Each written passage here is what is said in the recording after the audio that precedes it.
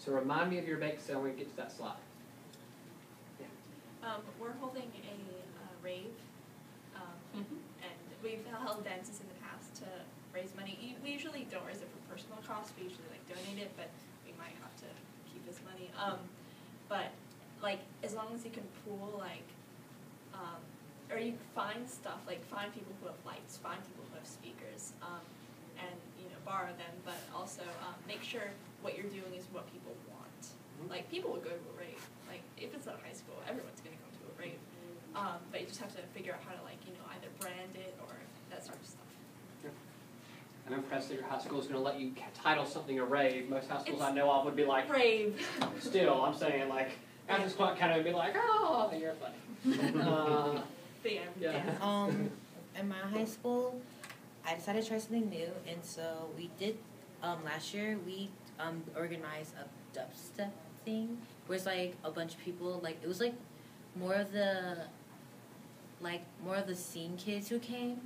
But, like, it was, like, a dubstep party, and then it's kind of like a rave, but it was, like, mostly for dubstep, and we intertwined it with Relay for Life and us.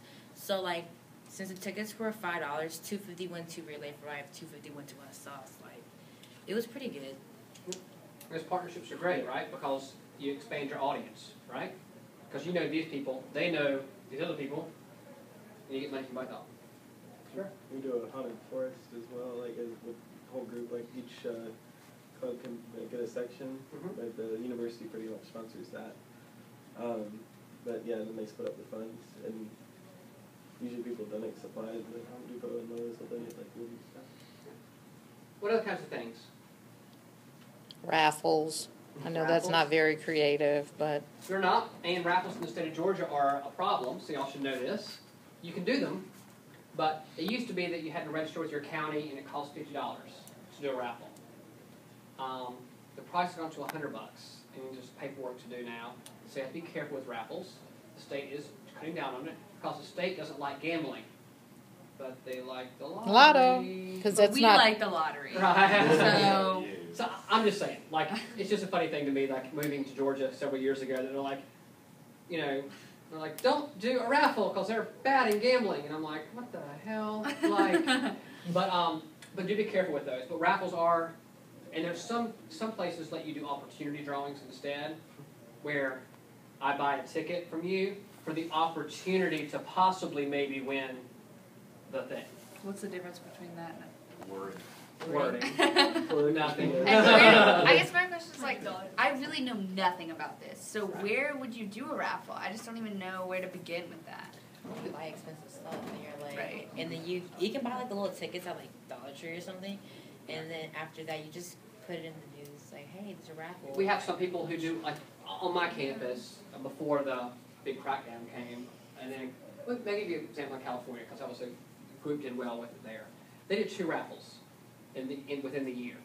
The fall raffle was on campus only, and it was, they got something, I forget what it was now, but something college related that everyone wanted, signed by a football coach or something, blah blah. Everybody wanted this thing, and so they only sold tickets on campus, and they did really well with that.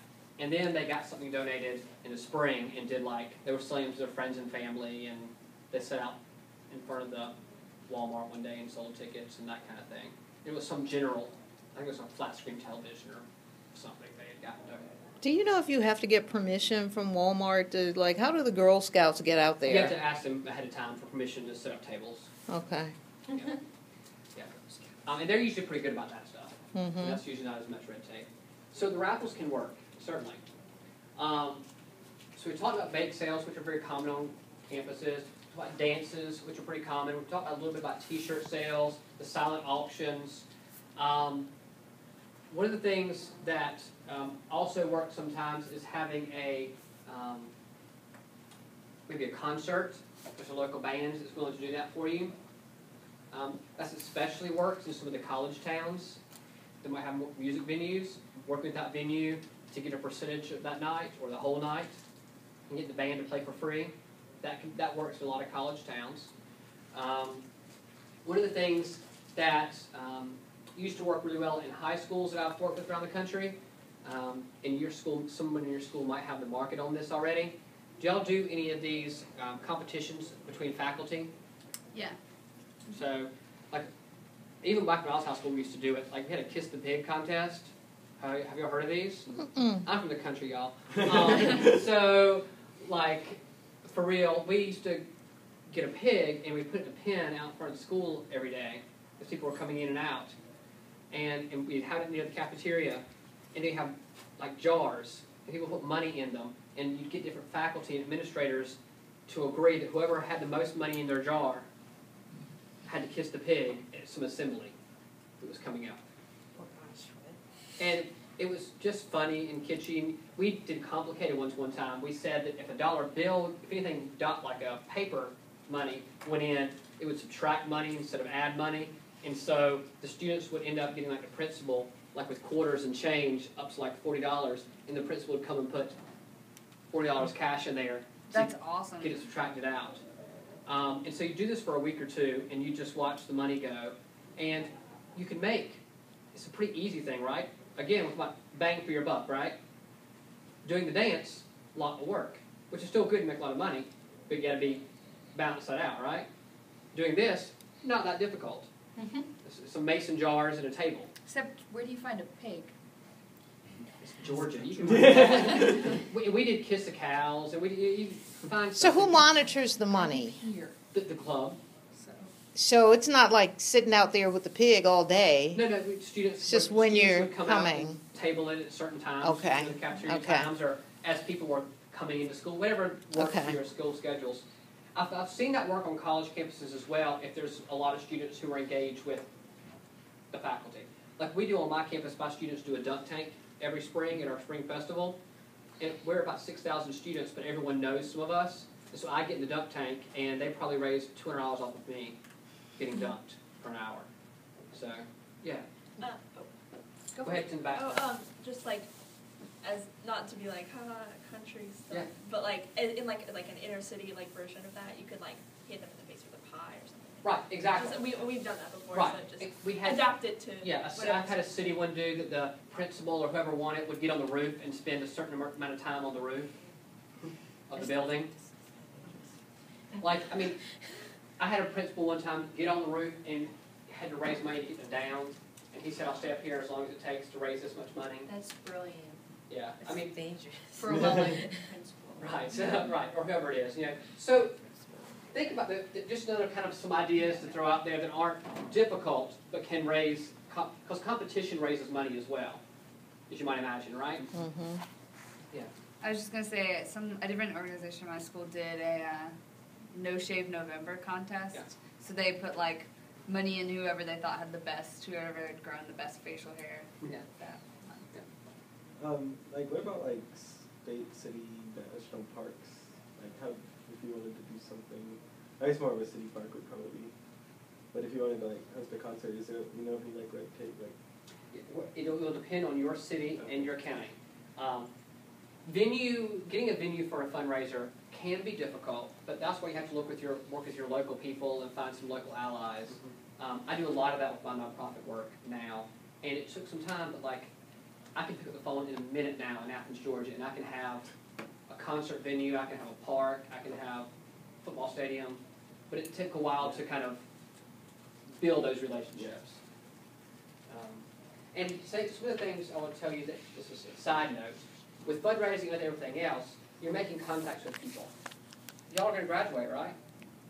Be intentional of passing on those contacts, because I heard many of you say when we were talking around, it seemed like you're starting from scratch a lot, and you're starting like, where do we start? Well, you're not the first ones necessarily to do this. Maybe some of you are, but you're not necessarily to pass that, pay it forward, pass it on to these people, give them a notebook with the contacts. In that last month before you graduate, drive them around town and say, here's so-and-so, you should know this person. They do this for us. So make those connections. Fundraising. Bake sales. It is very true. Many bake sales, and they are one of the most common educational fundraisers around. That and Krispy Kreme donuts, right? Mm-hmm. Have y'all done this? Mm-hmm. You get Krispy Kreme donuts when you sell them for $7 or whatever, you get $2 back or whatever they're doing these days. One of the things, think about fundraising.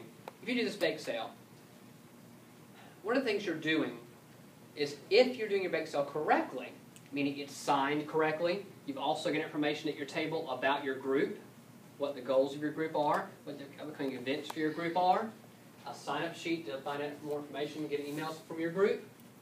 You're friend raising as much as you're fundraising, right? So yes, you and your 6 friends could have just given the money that you spent baking, but you would have made no connections with people who might give you that extra $20, by the way, go back to the beginning of our conversation, right? I told y'all that I might give $20 if I believe in what you're doing. Mm-hmm. If I don't that day, I might start believing in you, I might get involved with you, and I might have the connection that does get you money. Does that make sense? Networking, and friend raising. Yeah, so that's just as important. Be intentional about your friendships. Y'all are passionate about this stuff. You want stuff to happen, right? Don't be shameful about it. I mean, and I don't want you to be, now this second bullet, make friends with those who have something that you need. I'm not trying to be all shady. Like, I mean, don't fool anybody that thinks you're BFF and you're going to go out, for coffee every day or anything. But make connections with people you need to. Does that make sense? Now, let us say that you have a restaurant in your town and you want to do a percentage night there. Are y'all familiar with percentage nights? Oh, I find, again, bang for your buck, really easy. What is that? Where a restaurant might give you a percentage of their sales for either an entire day or for a certain set hours. And usually it's 5 to 10%. Sometimes you can get 15%. Now, what gets tricky is many restaurants say, we only give for those people who come in and give them a sheet of paper that says, I'm here on behalf of the GSA. What you want is for a restaurant to give you all of it. All of it. Anyone who comes in without a special pass. The balance there is, will the restaurant allow you to stand out front during those hours and give them out? Which is, some restaurants will do. Company policy won't let them give to anyone, but they will let you stand out front and hand it to people. So, think about that. Think about a local restaurant, because you're might be able to talk a local restaurant into giving you a higher percentage and of the whole sales more easily than a corporate restaurant. But what do you think if I'm an owner of a restaurant, of a small business restaurant in your town, and I'm there every day working because I own it and it's a small business, right? And you come in and ask me